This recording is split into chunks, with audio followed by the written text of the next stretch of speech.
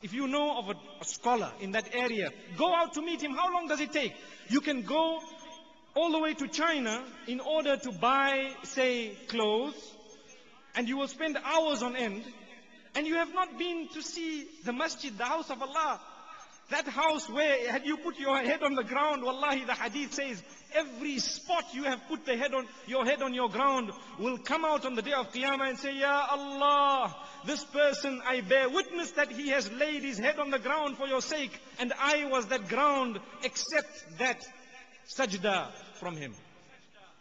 You went to China, you went to Hong Kong, you went to Indonesia, you went to America, you went to Europe. All those little pieces of land will come and bear witness for you, inshallah. May Allah subhanahu wa ta'ala grant us the understanding. So, my message here is we can adopt the sunnah of Rasulullah sallallahu alayhi wa sallam in one way or another. Yes, there is something outward, an outward sunnah, but of equal importance is the inward sunnah. Some argue that start with the outward and get inside. And some argue that that is hypocritical. Start with the inside and get outside. I am saying start with any one of the two, but start. We cannot debate this issue for long. We are Muslims. We share La ilaha illallah Muhammadur Rasulullah sallallahu alayhi wa sallam. That is our ticket to Jannah.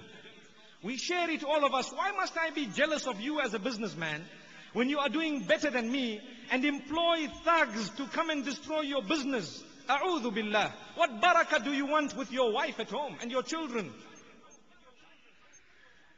Today, the problem in the Muslim ummah, I've mentioned it this morning and I repeat it, is something known as professional jealousy. In any field, the Muslims have the biggest problem, starting with the ulama. Going down to the businessmen, the teachers, those who go out in the path of Allah, those who build masjids, we are competing with one another. من علامات الساعة أن يتباهى الناس في المساجد. One of the signs of Qiyamah is you compete with people regarding your masjid, one another. My masjid this, my masjid has 5 inches of carpet, yours only has 4.5. I beat you by 0.5. What is that? Why do you want to advertise, come to my masjid, not to theirs? For what? Are they not the houses of Allah? Or is it your house? If it is yours, thank you for telling us, we will not come there.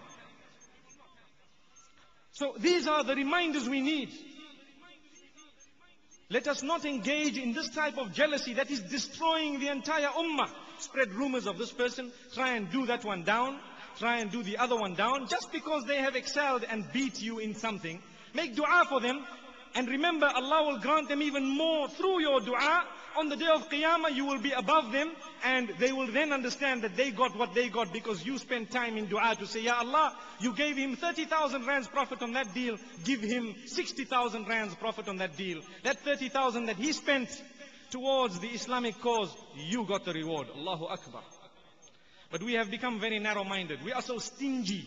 يا أيها الإنسان هل تبكي لما أبكاني أرأيت ماذا قد حصل في العالم الحيراني. A poet says, Oh people, do you cry for the same reasons I cry?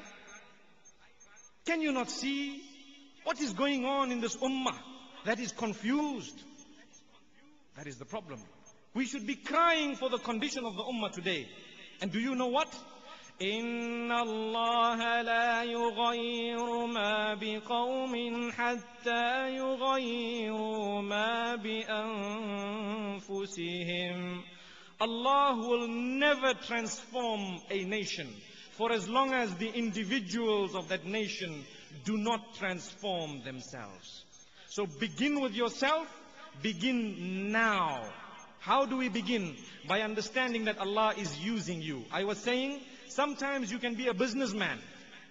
You don't have knowledge, you don't have this, you don't have that. Maybe Allah has used you through your wealth. If it was not for you, some Islamic work may have just stopped. So thank Allah. I'm a person, I might not have so many sunnahs, but I've spent in the right cause. Rasulullah sallallahu alayhi wa sallam has said this, and I'm giving you an example. There was a well in Madinatul Munawwara. I'm not going into the details, but he said, who will buy this well? And Allah will give them Jannah in return. One of the richest men whose laqab, or one of his names is Al-Ghani. He, not Al-Ghani, but Ghani. Uthman Ghani, we know him as that. Why? Ghani means the rich. And I know there might be a few Ghanis sitting here as well. Not only in terms of rich, but name as well. So you share the same name.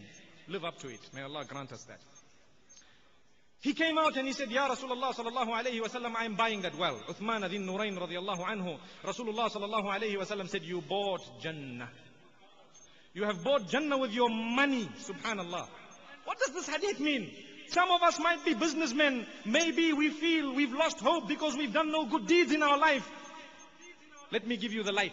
Spend in the path of Allah, and maybe Allah will grant you Jannah because of the one major financial transaction towards Islam that was made, was actually securing your palace in Jannah. And if you are going to be stingy, Allah subhanahu wa ta'ala will use someone else. What I mean here, sometimes what happens, our wealth is filthy. I gave that example this morning again. Our wealth is dirty. Our tongues are dirty. Our character is un-Islamic. We do not want to adopt the Islamic rules when it comes to inheritance, when it comes to child custody in the case of divorce, and so on, and in the case of death sometimes. And then we want to use our wealth to build a masjid. Does Allah want that wealth? Let's be honest. So what Allah subhanahu wa ta'ala does, He makes you have a dispute with a trustee.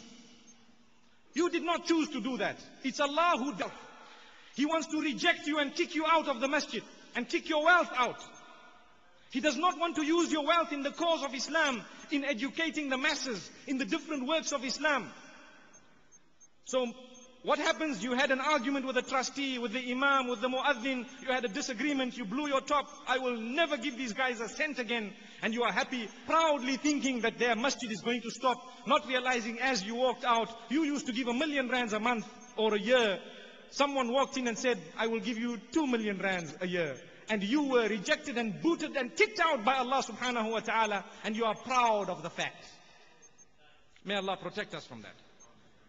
For this reason, it is important to keep up the good work that you are doing, always. And today I am stressing on financial.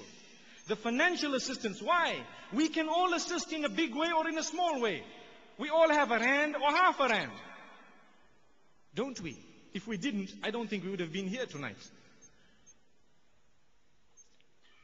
Not only should we give out zakah, inna fil mali lahaqqan aw lahaqqun ghayra zakah. Indeed, in the wealth, there is another duty besides zakah. So let us understand this. And why I say this, I'd like to give yet another example.